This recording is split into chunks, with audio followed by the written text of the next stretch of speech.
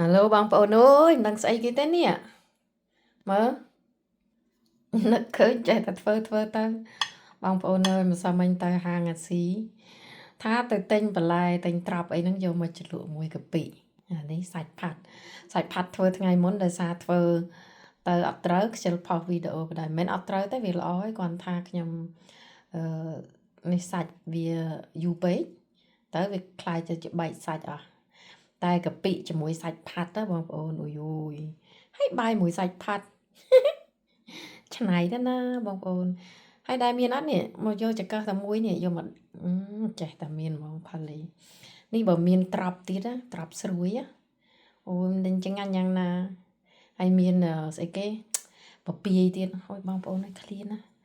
ហើយអ្វីដែលសំខាន់បងប្អូនអើយមើលសម្បត្តិយន្តហោះថ្ងៃនេះមើលឲ្យសលេវភ្នែកហ្មងអង្គុយមើលសម្បត្តិយន្តហោះសលេវអេវហ្មងថ្លៃម៉ែអាថ្លៃហើយយូរទៀតងាប់ហើយរាប់ចុះកន្លែងចតមួយអឺវាឆប់នេះវាដូរយន្តហោះយូរម៉ែអើយសតតែ20ជាងម៉ោង30ម៉ោងស្លាប់ឈោហ្មងអេវលេវបដ ாய்